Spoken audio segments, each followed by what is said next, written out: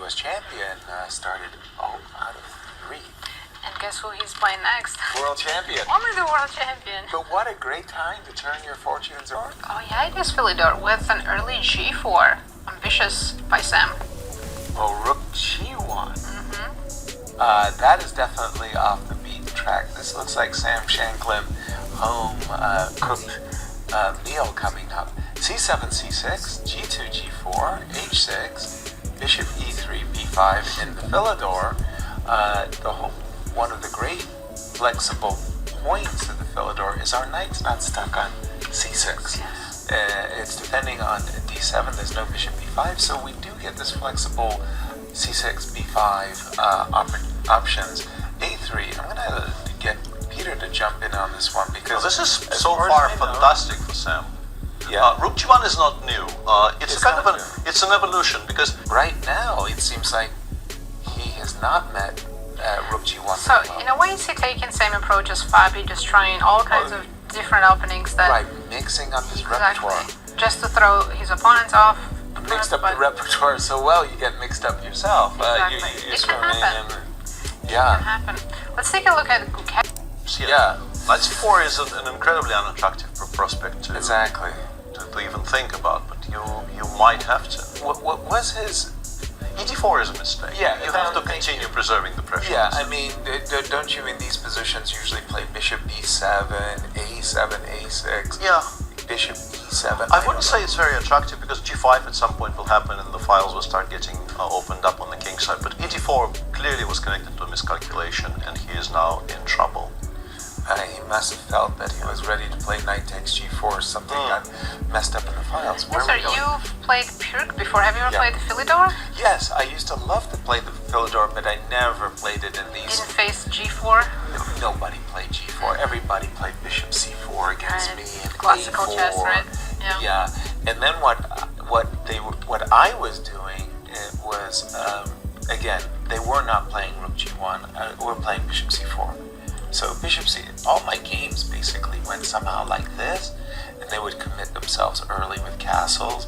I would play C6, everybody would play A4, and then they would kind of go into some kind of a think around here, and they would play a move like Rook E1. You were one of those people, yeah? Yeah, I was one of the early Vladimir Kramnik adoptees. Boom!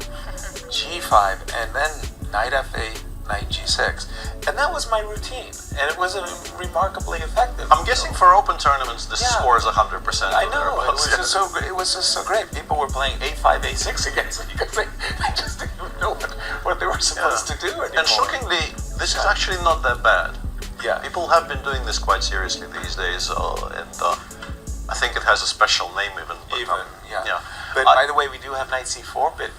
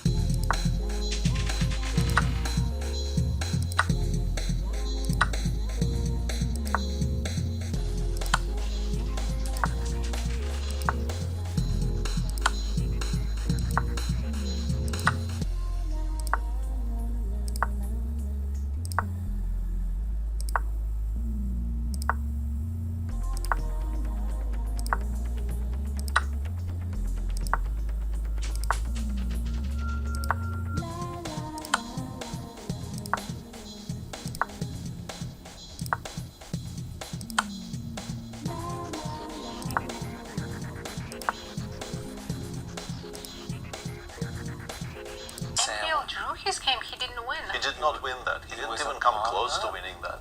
with Quite two badly. bishops. Okay, but Sam has kept one pawn. Very, very But one is very, very solidly enough here. And the king is so far away, it's not even close anymore. Gukesh is going to lose his entirety of the queen side. H4. 94, 96, knight c4, knight a5, knight c6. So, while the king is coming back, we collect all of them one by one. And, Yeah. I don't know.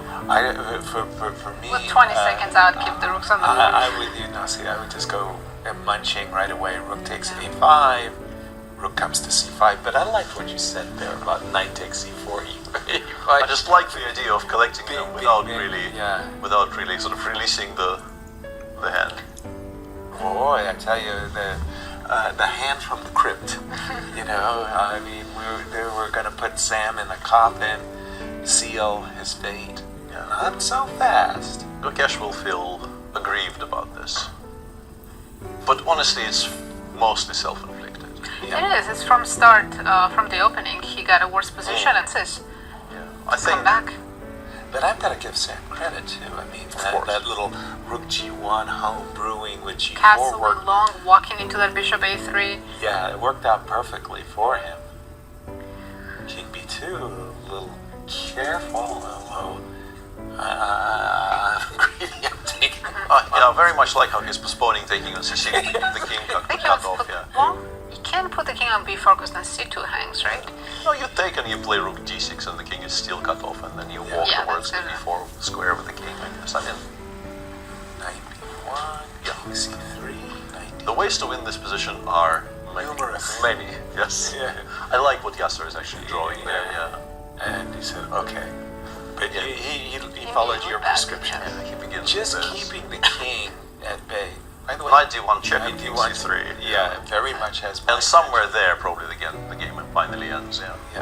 Or went knight knight d5. d5. And because But you you don't cannot cross the g-file. Very, Exactly. very cute. Yeah, there's no, you can't come King to c3, Yes. and that's Or game knight over. b6 actually to keep the king cut off. Yeah. Something to be said for knight b4, just to remind that I'm not losing my c2 pawn. Something to be said for any move that doesn't drop a rook. Right? Exactly. And now rook c6, or knight b6. Knight b6. Yeah, and I think we'll see the resignation. Thank you.